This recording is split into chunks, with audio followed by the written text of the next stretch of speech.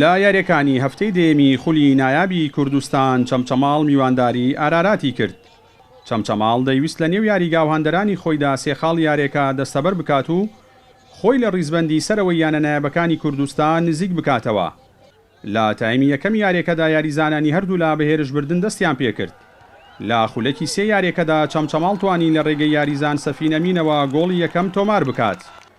دوای تۆمارکردنی ئەو گۆڵش کوڕانی ئەرسەلان جەلال هێرشەکانیان بۆ سەرتۆڕی گۆڵی میوان زیاتر کرد تا ئەوەی لە خولەکی 23 یاریەکەدا هاوکار یەحیا یاریزانی چەمچەماڵ گۆڵی دووەمی بۆ چەمچەماڵ تۆمار کرد و ئەو تایمە بەو دوو گۆڵە و لە سوودی خاوەن ماڵ کۆتایی پێهات. لە تایمی دووەمی یاریەکەدا یاریزانانی ئارارات بە مەبەستی تۆمارکردنی گۆڵ هێرشەکانیان بۆ سەرتۆڕی گۆڵی چەمچەماڵ زیاتر کرد و دوای لە دەستدانی چەندین هەلی گۆڵکردن سەرنجام ئارارات توانی لە ڕێگەی یاریزان عومەرەوە لە خولەکی هەشتا یاریەکەدا گۆڵی یەکەم تۆمار بکات.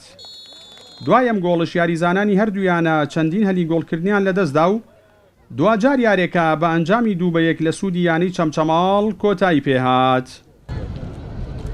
زۆر بەداخەوە ئێمە دیسان بووینە قوربانی دەستی ناوبژوانە هەروەکو چەند یاری ڕابردوو. پێویستە یەکەتی تۆپی کوردستان بەڕاستی پێداچونەیەکی جددی بە ئاستی ناوبژواناندا بکات.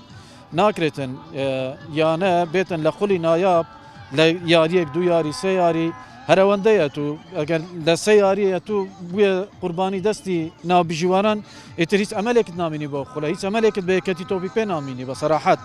یارە بێگومان سپاس بۆخوات کە توانیمان سێ خاڵی گرنگ بەدەستبێنین لەبەر ئەوەی یاریەکان بەرەو منافەسەیەکی بەهێزە ڕابەوەی کە ئێمە لە سەروی ڕیزبینی خولی کوردستان دوانەکەوین پێویستە یاریەکانی یاریگای خۆمان و دەرەوە یاریگای خۆشمان حەسم بگەین سێ خاڵی یاریەکان بەدەست بێنین.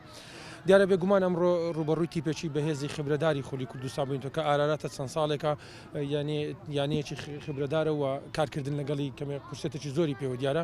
سپاس بۆخوا توانم بڵێم یاریزانەکان لە جێم یەکەم گروتینێکی زۆریان هەبوو دوای ئەوەی کە ئەمە لە یاری ڕابردوش بە سەرکەوتن گەڕابنەوە دەرەوە یاریگای خۆمان توانیان دوو گۆڵ تۆمار بکەن. بەڵام ئەوەی کە بوو لە جێمی دووەمە توانم بڵێم لە کۆتایی جێمی دووەمە کەمێک ماندووبوون بە یاریزانەکانمان دیار بوون. بەم ئەنجامە و بە کۆکردنەوەی 13 خاڵ و تۆمارکردنی 10 گۆڵ چەمچەماڵ خۆی گەیاندا ڕیزبەندی پێنجەمی یانە نایابەکانی کوردستان. بڕیاریشە چەمچەماڵ لە یاری ئایندەیدا ڕوبەڕووی شەقڵاوە ببێتەوە. یانەی ئاراراتیش ڕیزبەندی 13یەمی گرتووە و خاوەنی 8 خاڵ و 8 گۆڵە. بڕیاریشە ئارارات لە یاری ئایندەیدا ڕوبەڕووی هەندرێن ببێتەوە. جەلال جەباری کەناڵی ئاسمانی پەیام چەمچەماڵ